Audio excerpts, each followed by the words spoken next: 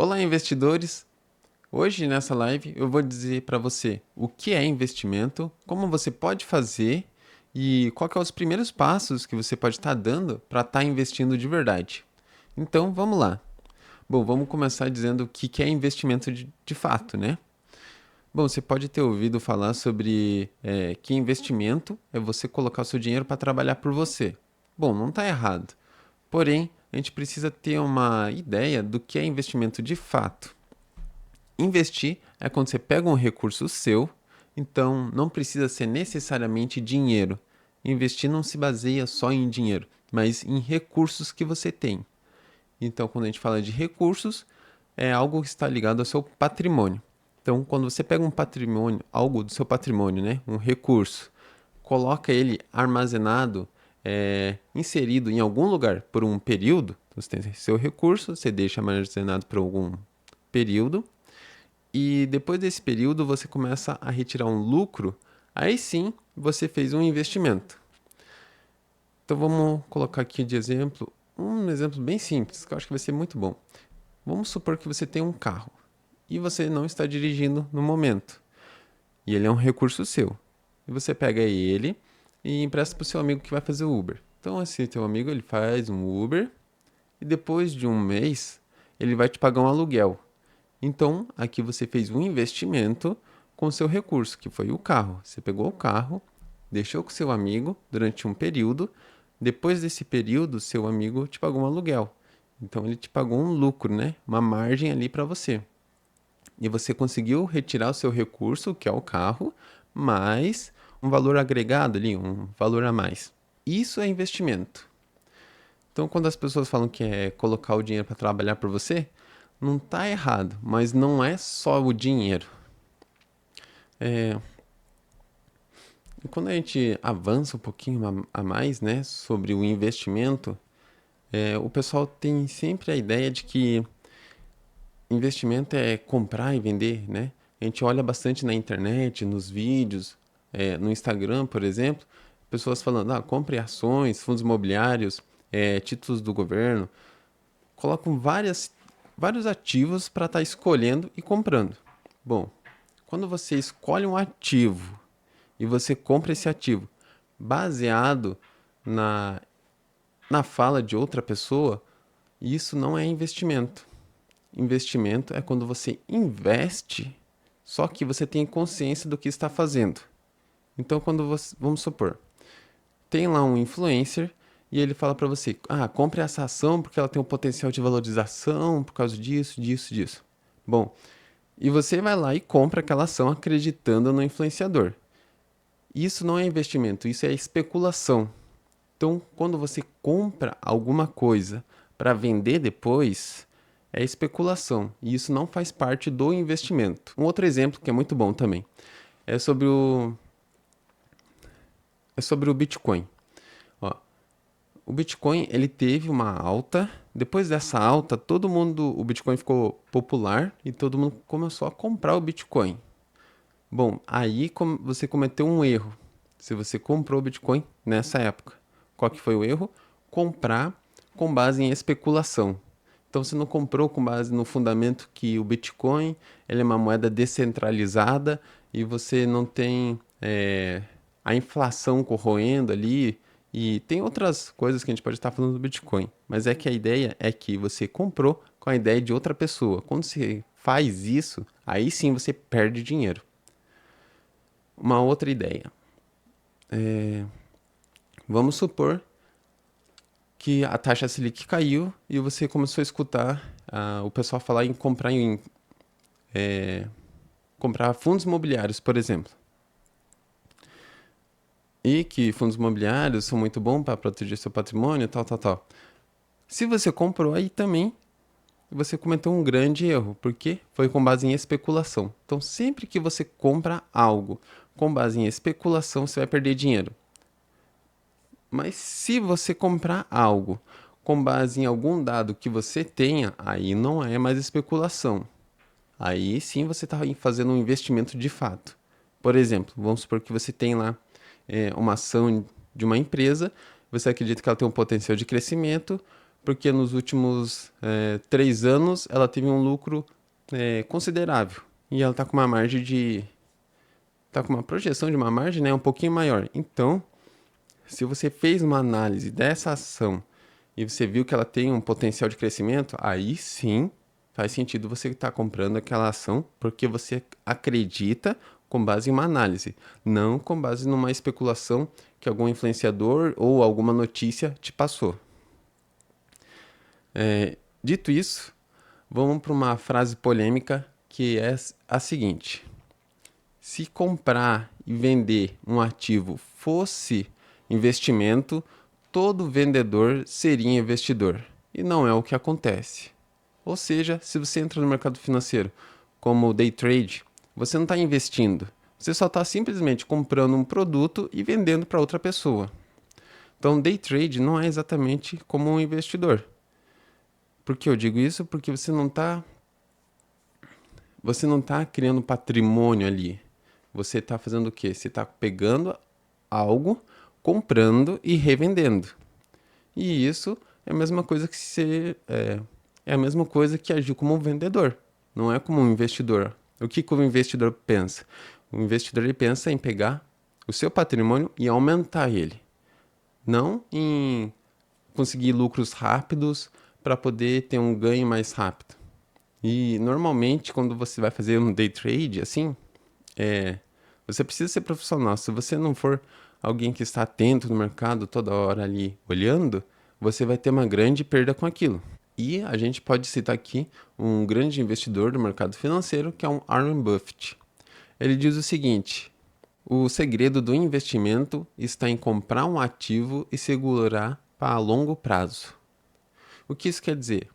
Isso quer dizer que, voltando lá no exemplo do carro, se você compra um carro, coloca ali que você tem e você coloca ali para alguém estar usando ele como Uber e você está recebendo um aluguel daquele carro e você pega esse aluguel, compra outros carros, você começa a multiplicar o seu patrimônio. Essa que é a ideia de um investidor, é construir mais riqueza com o que já se tem. E partindo dessa premissa que investidor é ter mais patrimônio e construir riqueza, vamos para o mercado financeiro, que muitas pessoas gastam muito dinheiro dentro do mercado financeiro e acaba perdendo, e chama o mercado financeiro de cassino. Muitas pessoas comparam o mercado financeiro com o cassino simplesmente porque elas perderam dinheiro e não conseguiram um lucro. E as que investiram no mercado financeiro tiveram um lucro, acha que é investimento até perder uma quantidade grande e falar que é cassino. Como eu havia dito, o mercado financeiro nem sempre é usado para ganhar um valor alto. Na maior parte do tempo, o mercado financeiro é usado para proteção. Então, qual que é a diferença de um mercado financeiro para um cassino? O mercado financeiro não tem alguém que consiga manipular ele. Já o cassino você tem uma contraparte chamada de casa. Então, sempre que quando você está no cassino, você está apostando, é você contra a casa. Se você ganhar, você ganha da casa. Mas se você perder, a casa ganha. E o que normalmente acontece é a casa ganhar em cima do apostador. Então, vamos supor que você descobriu o mercado financeiro como esse baralho aqui. Você é novo e acabou vendo alguns vídeos na internet e você descobriu que existe um mercado financeiro e decidiu investir nele. Só que quando você entra no mercado financeiro, você descobre que tem algumas pessoas que querem facilitar a sua vida.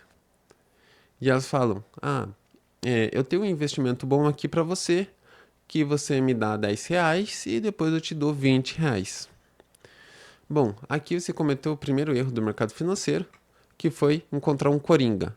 Normalmente, esse coringa é alguém que você vai depender. Então, sempre que você depende de uma pessoa para estar investindo, quando eu digo que você depende, eu quero dizer que você está dando dinheiro para essa pessoa, tá? Existe consultor no mercado financeiro e essas pessoas vão te auxiliar. Mas nesse caso, eu estou dizendo de uma pessoa que te fala para você dá o dinheiro para ela e ela vai investir por você. Isso não existe. Isso é um coringa no mercado financeiro, que são pessoas que querem pegar o seu dinheiro. E vamos supor que você não encontra um coringa, você encontra vários coringas no mercado financeiro ou que dizem fazer parte do mercado financeiro. Isso é uma das coisas que podem acontecer com você e você falar que o mercado financeiro é um cassino, apesar dele não ser um cassino. Então, o que a gente pode dizer que é o mercado financeiro? O mercado financeiro, que eu estou repetindo várias vezes aqui, é basicamente a economia global. Tudo que tem nele serve para algo ou para alguma coisa. Então vamos supor, tem o preço do petróleo. Como que você vai negociar o petróleo de um país com o outro? Você tem o mercado financeiro. Se você entrar lá na bolsa, você vai ver a cotação do petróleo. Então, um outro exemplo, a gente vai negociar gado. Então a gente entra na bolsa de valores, a gente olha lá o preço do gado e assim a gente pode fazer negociação. E o mercado financeiro ele serve como um mercado ao céu aberto para todo mundo estar entrando nele. Então, existem algumas funções que o mercado financeiro tem. Uma é empréstimo, outra é proteção e a outra, que não é indicado, é a alavancagem. Essas são as três funções que você pode encontrar dentro do mercado financeiro. Mas antes de você entrar e começar a investir, o que é importante você fazer para dar os primeiros passos? Bom, vamos supor que você tem aí o seu salário, né? E você quer começar a separar uma parte dele para poder investir. Vamos supor que o seu salário está dessa forma, todo bagunçado. Tá vendo essas fichas? Essas fichas são o seu dinheiro que você perde, não sabe para onde vai. Então o que você tem que fazer? Você tem que simplesmente pegar o seu salário e começar a dividir ele. Você pega, separa ele certinho, começa a organizar o seu salário, organizando suas despesas e receitas, e então você tem o seu gerenciamento financeiro. Então você consegue separar o seu dinheiro. Você pode estar me perguntando agora, como que eu faço para criar um gerenciamento financeiro? Bom, é muito fácil. Existem jeitos mais avançados, mas o que realmente funciona para a gente é o simples. Eu vou te ensinar uma técnica aqui chamada 50, 30, 20. Eu vou fazer uma adaptação dela, mas vou te explicar o que é ela primeiro. Essa técnica chamada de 50, 30, 20 diz que 50% do seu dinheiro deve ser guardado ou separado para despesas essenciais. Então, tudo aquilo que você precisa consumir, como alimentação, gasolina, contas de energia, luz e assim por diante, contas essenciais. E 30% desse teu salário seria para hobby ou alguma coisa para você se divertir, como entretenimento. Então, 30% é para isso. E 20% seria para investimento e guardar na poupança. Bom, beleza.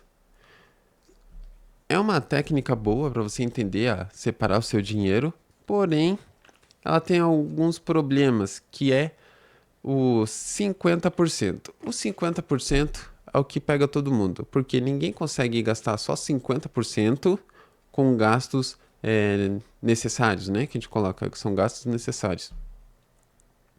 Então você não consegue gastar só 50% do seu dinheiro com aluguel, energia, luz, alimentação e essas coisas.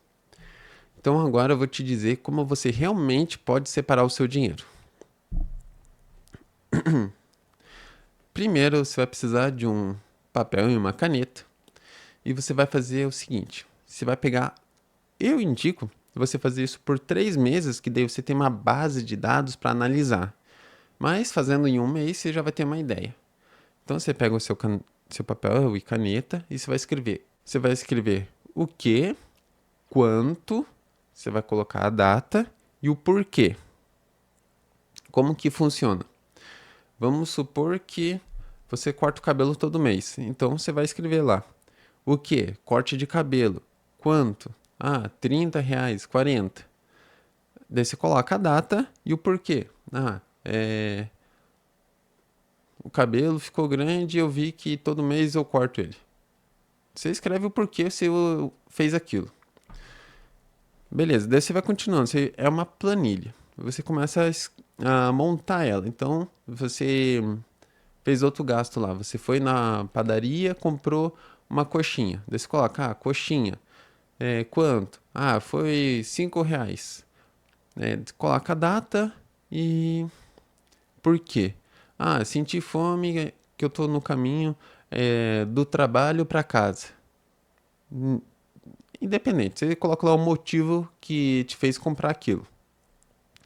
E você escreve. Você faz isso durante um mês. Depois desse mês, você vai lá e vai começar a analisar. Ah, o que é gasto essencial? Gasto essencial é isso, isso, isso, isso. Aí você começa a separar. Ah, o que aqui foi hobby? Por exemplo, a coxinha, você precisava comer?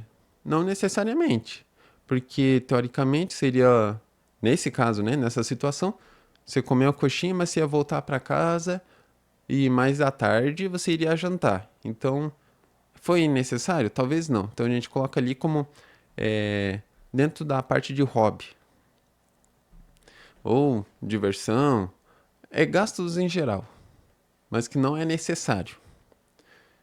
E você começa a ver que no final do dia não, do mês, você não tem 20%, né? Então vamos recapitular. Aquele 50% lá que é gastos essenciais, vamos supor que não é 50%. Vendo a tua planilha, fazendo uma análise, aquele teu gasto, na verdade, é de 70%. Então, 70% é seu gasto essencial.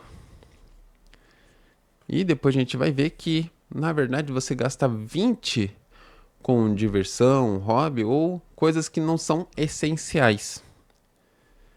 E a gente chega à conclusão que 10% é o que você realmente tem para guardar. Então, como você faria esse gerenciamento, né? Faz essa planilha, analisa durante um mês. Eu indico você fazer por 3 meses, que daí você tem uma análise do que realmente é algo que você compra com consistência, né? E você pode separar melhor. Faz a planilha, analisa, aí sim faz a distribuição nessas 3 caixinhas, né? Que são gastos essenciais, outros gastos, né? Que não são essenciais, pode ser hobby, outras coisas. E o terceiro, que é o investimento. Fazendo isso, você já começa a dar os seus primeiros passos para investir. Agora que você já deu o seu primeiro passo com seu gerenciamento financeiro, você precisa ter em mente dois conceitos bem simples, que daí sim a gente está entrando aqui no mercado financeiro. O primeiro é inflação e o segundo é a taxa Selic. Vamos lá. Inflação, o que é? Inflação é o aumento generalizado do nível de preço dos produtos. O que é isso? Você vai no mercado, você vê que o preço dos produtos do mercado começa a subir. O preço da carne, do pão, da Coca-Cola que você estava tomando, da coxinha e assim por diante. Quando os preços começam a subir de valor, aí sim você tem um aumento da inflação. Quando é só um produto que aumenta de preço, não é inflação. Inflação é quando o preço dos produtos no geral começa a subir. Quando acontece isso, você tem a inflação. E o que é a inflação? A inflação é quando você tem o seu R$ 100, que é o seu poder de compra. Poder de compra é quando você tem os R$ 100 e você consegue comprar as coisas com R$ 100. E o que é perca do poder de compra? É quando você tem R$ 100, só que esses R$ 100 É a mesma coisa que uma nota de R$ 10. Então, você, com R$ 100, você não tem o poder de comprar muitas coisas, entende? Você não tem o poder de comprar o que realmente deveria comprar. Por quê? Porque o preço dos produtos subiu. Se o preço dos produtos subiu, fica mais caro. Se fica mais caro, o teu R$ 100 não vale R$ 100. O teu R$ 100 vale R$ 10. Eu sei que esses R$ 100 para 10 é um exagero, mas é só para a gente ter na mente, né? Ter em mente essa diferença. Então, isso é inflação. Inflação é quando o preço dos produtos sobem e seu poder de compra cai. Agora vamos para a taxa Selic. O que é a taxa Selic? Taxa Selic, deixa eu pegar aqui uma coisa para usar de exemplo. Taxa Selic funciona da seguinte forma: é uma ferramenta que o governo vai usar para poder diminuir a inflação. Então, se o preço das coisas começa a subir, o governo o que ele faz? Ele aumenta a inflação. Ele aumenta a taxa Selic. Então, você tem a inflação de um lado e você tem a taxa Selic do outro. Então, quando a inflação começa a subir, o governo aumenta a taxa Selic, que começa a fazer com que a inflação caia. A inflação cai, o governo abaixa a taxa Selic. O que é a taxa Selic? Ela é a taxa de juros. O que é a taxa de juros? Ela é como se ela controlasse os juros do Brasil. Então você vai comprar um. Eu já usei o exemplo do carro, né? Vamos supor que você vai comprar um telefone. Você comprou lá o teu celular e você parcelou ele. Quando você vai parcelar, tem uns juros. Esses juros vêm da taxa Selic. Ele é derivado da taxa Selic. Então a taxa Selic, ela é a taxa de juros do Brasil. Quando a taxa Selic está alta, o preço, não exatamente o preço, mas fica mais difícil você ter dinheiro para poder comprar algo. Eu já diferencio a taxa Selic da inflação. Quando a taxa Selic ela tá alta, para você comprar, financiar, qualquer coisa que tenha a ver com juros, fica mais difícil. Então você vai fazer um financiamento de uma casa. Com a taxa Selic alta, os juros do financiamento fica alto. Quando a taxa Selic está em baixa, a taxa de financiamento, né, da casa fica baixa. Então, qual que é o momento certo para você comprar casa? Quando a taxa Selic está em baixa. Se ela está em baixa, fica mais barato para você comprar aquela casa. Então, o que a taxa Selic faz com a inflação? A inflação é quando o preço dos produtos estão subindo, certo? E a taxa Selic, ela é quando aumenta os juros dos produtos. Então, a gente pode dizer que a taxa Selic é o preço do dinheiro. A taxa Selic ela vai fazer assim. Vamos pegar lá o exemplo dos R$ 100. Ó. Vamos supor que você vai comprar algo com a taxa Selic alta. Então, para você comprar algo, fica mais caro. Não é como se você fosse comprar algo com 10. Você teria que ter R$ 100 para comprar aquilo. Por quê? Porque os juros daquilo que você vai comprar é muito alto.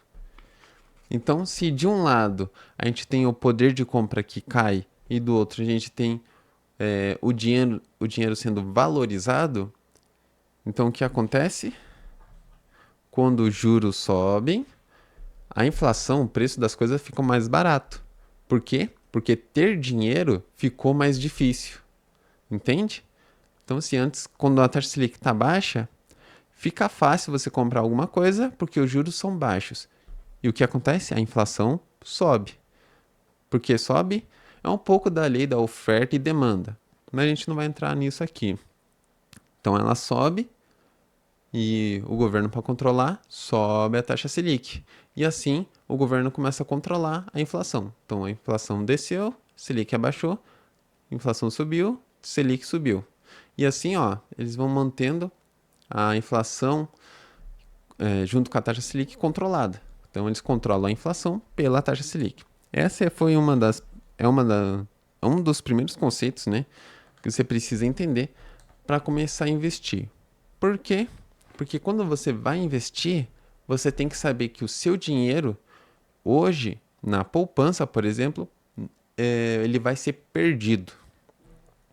Então, se você tem um dinheiro, você tem lá R$ 20 R$ 20 na poupança. A poupança ela não tem um retorno grande, ela não tem um retorno acima da inflação. Então, o que vai acontecer? A inflação vai corroer o teu dinheiro e vai perder o poder de compra. Então, o que você tinha de R$ 20 não será mais 20. Ele vai voltar a ser... Ele não vai voltar, né? Ele vai se tornar R$ 10. Então, o que você tinha lá por 20 vai virar 10. Por quê? Porque a inflação fez com que o seu R$ 20 transformasse em 10. O que você pode fazer para se proteger é investir em ativos que tenham a inflação como um rendimento, como por exemplo o título do governo que se chama IPCA+. O IPCA, o título IPCA é um título que você compra para se proteger da inflação. E você também tem o título Selic, que é para você se proteger da Selic. E é aí que eu digo que o mercado financeiro ele age como uma proteção. Você vai ganhar inflação. Por exemplo, você vai investir lá no IPCA. Você investiu, mas você vai ganhar o IPCA. Então não é como se você tivesse ganhado. Não é como se você tivesse ganhado dinheiro, mas sim se protegido contra a inflação. Eu vou te contar a parábola dos talentos.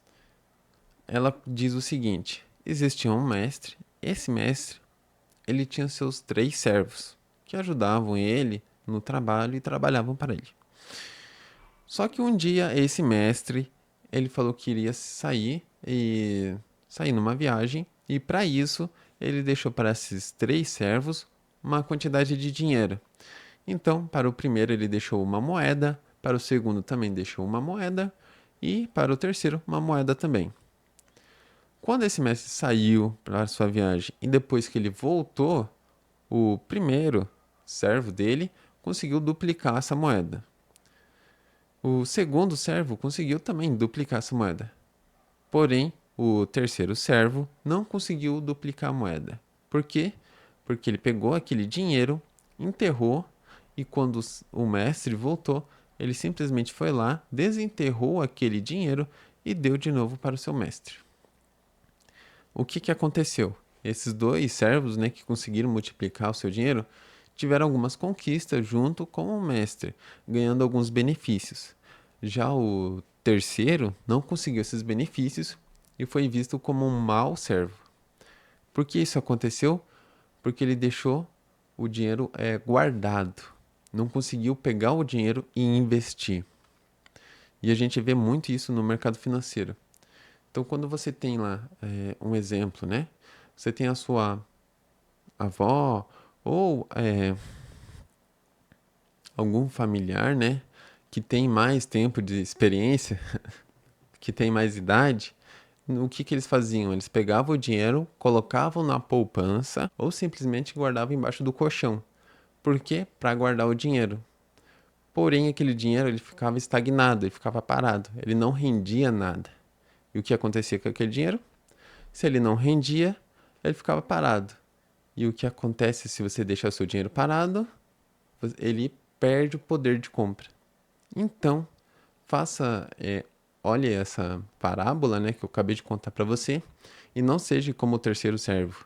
Seja como o primeiro ou o segundo, que pega o seu dinheiro, seu recurso, investe para ele se multiplicar e para você se proteger. Bom, essa foi a live de hoje. Acho que agora você já teve uma noção assim do que é investimento, né? O que você pode fazer para começar a dar os seus primeiros passos, né? Meu nome é Gustavo, muito obrigado por ter assistido até aqui. Até a próxima, investidores.